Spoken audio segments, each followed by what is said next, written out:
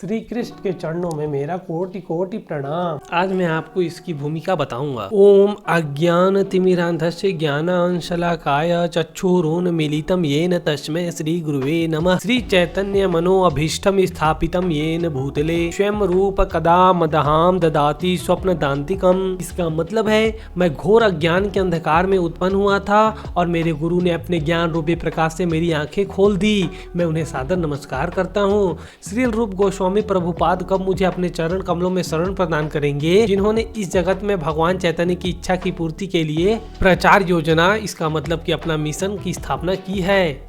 वंदे अहम श्री गुरो श्रीयुत पद कमलम श्री गुरून वैष्णवाश्च श्री रूपम साग्र जातम सहगण रघुनाथ निवंतम तम सजीवम साधितम साधुतम परिजन सहितम कृष्ण चैतन्य देवम श्री राधा कृष्ण पादान सहगण ललिता श्री विशाखा नितांश। इसका मतलब है मैं अपने गुरु के चरण कमलों को तथा समस्त वैष्णवों के चरणों को नमस्कार करता हूँ। मैं श्री रूप गोस्वामी तथा उनके अग्रज सनातन गोस्वामी एवं साथ ही रघुनाथ दास, रघुनाथ भट्ट, गोपाल भट्ट एवं श्रील जीव गोस्वामी के चरणों को सादर नमन करता हूँ।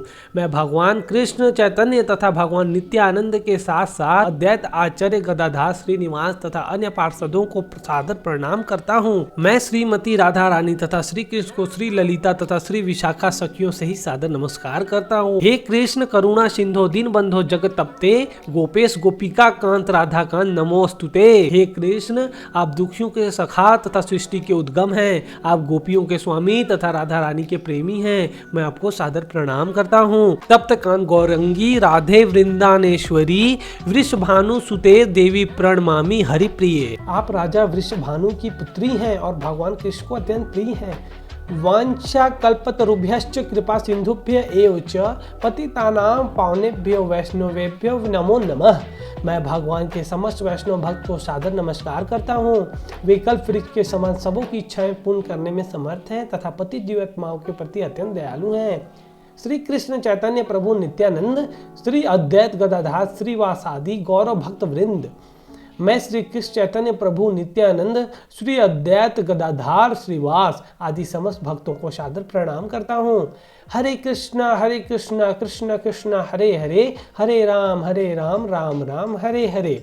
भागवत गीता को गीतोपनिषद भी कहा जाता है। यह वैदिक ज्ञान का सार है और वैदिक साहित्य का सर्वाधिक महत्वपूर्ण उपनिषद है। इसका मतलब है कि मैं उन राधा रानी को प्रणाम करता हूँ जिनकी शारीरिक कांति पिघले सोने के सदृश है, जो वृंदावन की महारानी है। निसंदेह भगवत गीता पर अंग्रेजी भाषा में अनेक भाष्य प्राप्त हैं, अतएव एक अन्य भाषा की आवश्यकता के बारे में प्रश्न किया जा सकता है। इस प्रस्तुत संस्करण का प्रयोजन इस प्रकार बताया जा सकता है।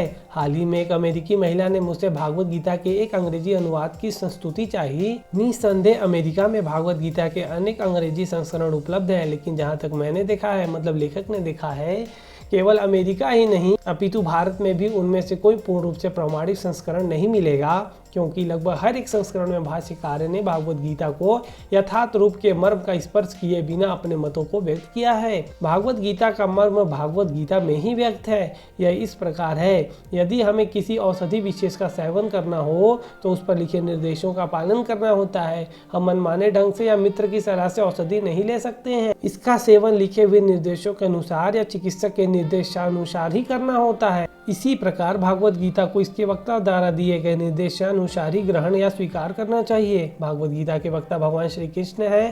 भागवत गीता के प्रत्येक पृष्ठ पर उनका उल्लेख भगवान के रूप में हुआ है। निसंदेह भगवान शब्द कभी कभी किसी भी अत्यंत शक्तिशाली व्यक्ति या किसी शक्तिशाली देवता के लिए प्रयुक्त होता है, और यहाँ पर भगवान शब्द निश्चित रूप से भगवान श्री कृष्ण को एक महान व्यक्तित्व वाला बतलाता है। किंतु साथ ही हमें यह जानना होगा कि भगवान श्री कृष्ण पूर्ण पुरुषोत्तम भगवान है, जैसा कि शंकराचार्य, रामानुजाचार्य, माधवाचार्य, निम्बार्क स्वामी, श्री चैतन्य महाप्रभु तथा भारत के वैदिक ज्ञान के अन्य विद्वान आचार्यों ने पुष्टि की है। भगवान ने भी स्वयं भागवत गीता में अपने को परम पुरुषोत्तम भगवान कहा है, और ब्रह्मा संहिता में तथा अन्य पुराणों में, विशेषतया श्रीमद् भागवताम में जो भागवत पुराण के नाम से विख्यात है, वे इसी रूप में स्वीकार किए गए हैं। कृष्णास्तु भगवान स्वयं, अतएव भागवत गीता हमें भगवान ने जैसे बताई है वैसे ही स्वीकार करनी चाहिए। भागवत गीता के 4th अध्याय में भगवान क्या कहते हैं, सुनिए। इमं विश्वते योगम प्रोक्तावान हम व्यम विवस्वान मनवे प्राह मनुरक्षिका ब्रवीत एवं परंपरा प्राप्ति मिम राजर्षि विदुः स काले ने महता योगो नष्ट परंतप स एवायाम मया त्यज्ञ योग प्रोक्त पुरातन भक्तो असी में सखा चेती रहस्यम दोद्दुतम। यहाँ पर भगवान अर्जुन को सूचित करते हैं कि भागवत गीता की यह योग पद्धति सर्वप्रथम सूर्यदेव को बताई गई। सूर्यदेव ने इसे मनु को बताया और मनु ने इसे इच्छावाकु को बताया। इस प्रकार गुरु परंपरा द्वारा यह योग पद्धति क्या एक वक्ता से दूसरे वक्ता तक पहुंचती रही, लेकिन कालांतर में यह छिन्न भिन्न हो गई।